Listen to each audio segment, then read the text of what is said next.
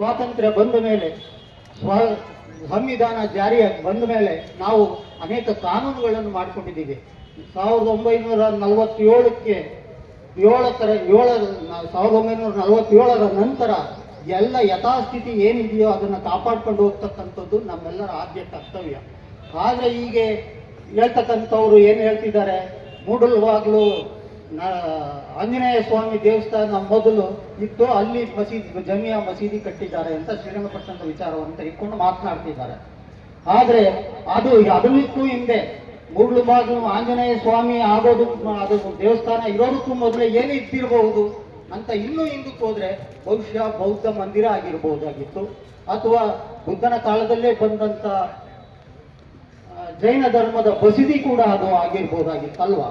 ಅದ್ರ ಬಗ್ಗೆ ಈ ದೇಶದ ಕೋರ್ಟ್ಗಳಾಗ್ಲಿ, ಈ ದೇಶದ ಮಾಧ್ಯಮಗಳಾಗ್ಲಿ, ಈ ದೇಶದ ಜನರುಗಳಾಗ್ಲಿ ಯಾರೂ ಅದನ್ನ ಆಲೋಚನೆ ಮಾಡ್ತಾ ಇಲ್ಲ. ಹಾಗಾಗಿ ಶಂಕರಾಚಾರ್ಯರು ಬಂದ ನಂತರ ದೇವಸ್ಥಾನಗಳು, ದೇವರುಗಳು ನಮ್ಮ ನಡುವೆ ಆಯಿತು. ಅದಕ್ಕೂ ಮೊದಲು ಇದ್ದದ್ದು ಜೈನರ ಬಸದಿಗಳು, ಅದು ಬಿಟ್ಟರೆ ಅದ್ರ ಜೊತೆಗೆ ನಮ್ಮ ಬೌದ್ಧ ಧರ್ಮದ ಬೌದ್ಧ ಮಂದಿರಗಳು ಮಾತ್ರ ಇದ್ದದ್ದು. ಬೌದ್ಧ ಮಂದಿರಗಳನ್ನ ಶಂಕರಾಚಾರ್ಯರು ಬಂದ ಮೇಲೆ ಅನೇಕ ನಮ್ಮ ಇತಿಹಾಸದಲ್ಲಿ ನಾವು ಓದ್ತೀವಿ, ಬೌದ್ಧ ಸನ್ಯಾಸಿಗಳನ್ನ ಹೊಡೆದು ಕೊಂದು ಹಿಂಸೆ ಮಾಡಿ ಅವರು ದೇವಸ್ಥಾನಗಳನ್ನು ನಿರ್ಮಾಣ ಮಾಡಿದ್ದು ಅಂತಕ್ಕಂಥದ್ದು ಒಂದು ಚರಿತ್ರೆಯನ್ನೇ ನಾವು ನೋಡ್ಕೊಂಡು ಬಂದಿದ್ದೀವಿ, ಓದ್ಕೊಂಡು ಬಂದಿದ್ದೀವಿ. ಆದರೆ ಇವತ್ತು ಯಾವತ್ತೋ ಆಗಿರ್ತಕ್ಕಂಥ ಘಟನೆಗೆ ಇವತ್ತು ನ್ಯಾಯ ಒದಗಿಸ್ತೀವಿ ಅಂತಕ್ಕಂಥ ಮಾತನ್ನು ಹೇಳುವಂಥದ್ದು ಇದೆಯಲ್ಲ, ಇದು ಎಲ್ಲೋ ಒಂದು ಕುಚೋದ್ಯದ ಸಂಗತಿ ಅಂತ ನಾನಾದರೂ ಭಾವಿಸ್ತೀನಿ. ಆದರೆ ನಾವು ಇಲ್ಲಿ ಯೋಚನೆ ಮಾಡಬೇಕಾಗಿರ್ತಕ್ಕಂಥದ್ದು, ನಮ್ಮ ದೇವಸ್ಥಾನಗಳು, ನಮ್ಮ ಹಬ್ಬ ಹರಿದಿನ ಆಚರಣೆಗಳು ಈ ಮೊದಲಿಂದಲೂ ಈಗ ಇರ್ತಿತ್ತ? ಯಾವಾಗ ಈ ಕೇಸರಿ ಕಲರ್ ಬಂಟಿಂಗ್ಸ್ ಬಂತು, ಯಾವಾಗ ಈ ಕೇಸರಿ ಕಲರ್ ಬಂಟಿಂಗ್ಸು, ಕೇಸರಿ ಬಾವುಟಗಳು, ಕೇಸರಿ ಶಾಲ್ಗಳನ್ನು ಯಾರು ಇಂಟ್ರೊಡ್ಯೂಸ್ ಮಾಡಿದ್ದು, ಯಾರು ಅದನ್ನ ಆಚರಣೆಗೆ ತಂದದ್ದು, ಅದೆಲ್ಲಾದ್ರೂ ಇತ್ತ? ನಮ್ಮ ಯಾವ ದೇವಸ್ಥಾನದ, ಈಗ ಕೆರಗೋಡ್ನಲ್ಲೇ ಅವ್ರೇನು ಗುರಿಯಾಗಿಸ್ಕೊಂಡಿದ್ದಾರೋ, ಕೆರಗೋಡ್ನಲ್ಲೇ ಪಂಚಲಿಂಗೇಶ್ವರನ ದೇವಸ್ಥಾನ ಇದೆ.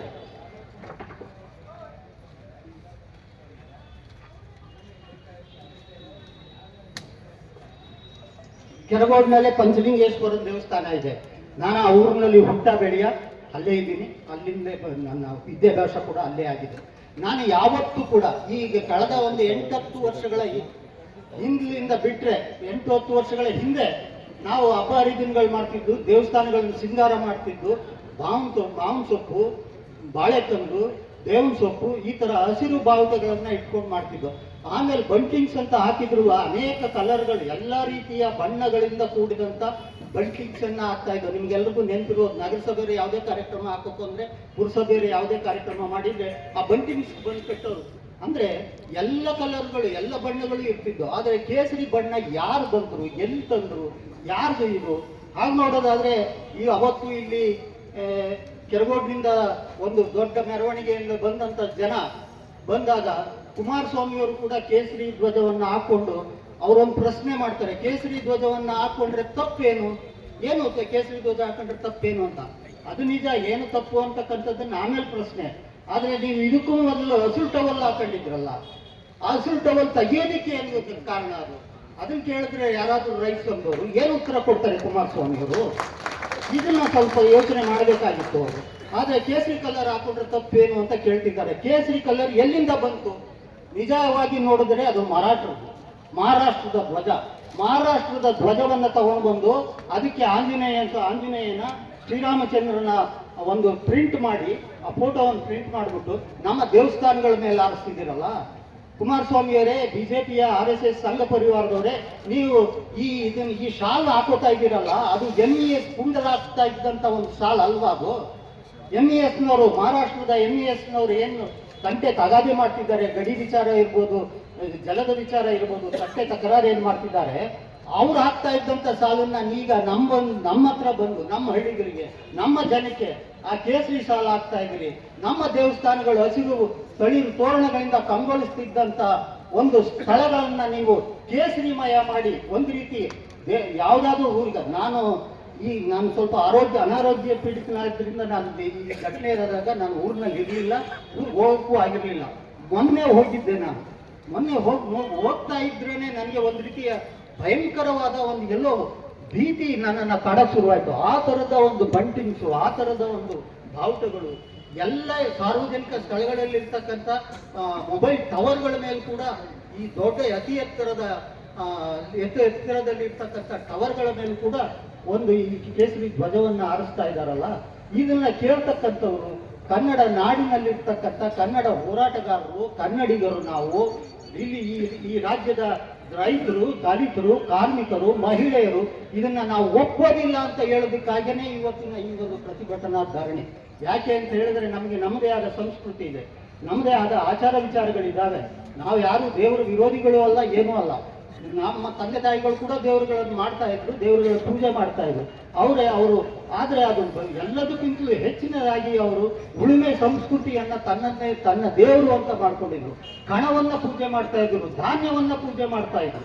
ಅಂತ ಒಂದು ಸಂಸ್ಕೃತಿಯ ನಾಡಿನಲ್ಲಿ ಈ ರೀತಿಯ ಬೆಂಕಿ ಹಚ್ಚತಕ್ಕಂಥ RSS BJP ಸಂಘ ಪರಿವಾರದ ಜೊತೆ ಈ JDSನವರು ಸೇರ್ಕೊಂಡು ಇವತ್ತು ಬೆಂಕಿಯನ್ನ ಬೃಹದಾಕಾರದಲ್ಲಿ ದೊಡ್ಡ ಮಟ್ಟದಲ್ಲಿ ಹತ್ತಿ ಉರಿಯುವ ರೀತಿಯಲ್ಲಿ ಮಾಡ್ತಿದ್ದಾರಲ್ಲ, ಇದನ್ನ ತಡೆಯೋದೇ ನಮ್ಮ ಉದ್ದೇಶ.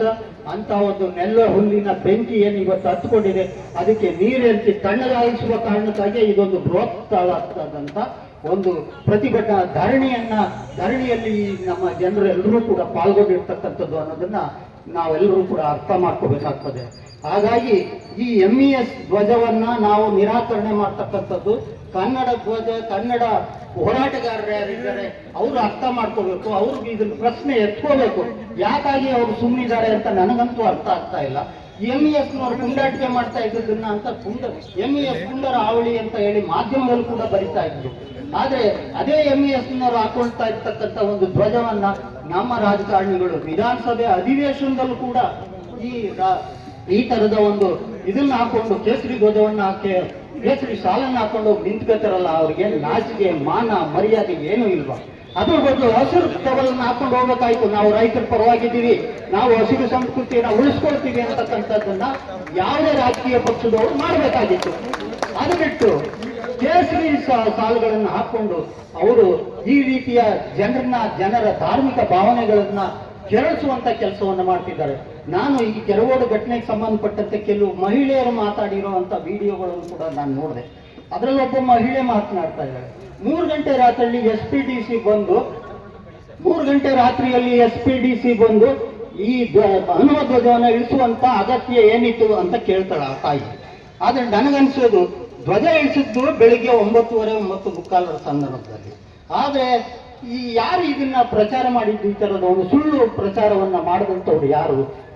ಅವರು ಈ ಕೆರಗೋಡು ಗ್ರಾಮಕ್ಕಿರ್ಬೋದು, ಈ ನಮ್ಮ ಮಂಡ್ಯ ಜಿಲ್ಲೆಗಿರ್ಬೋದು, ಕರ್ನಾಟಕದ ರಾಜ್ಯಕ್ಕಿರ್ಬೋದು, ಬೆಂಕಿ ಹಚ್ಚತಕ್ಕಂಥ ಜನ ಇಂಥ ಸುಳ್ಳು ಸುದ್ದಿಗಳನ್ನ ಹರಡುಬಿಟ್ಟು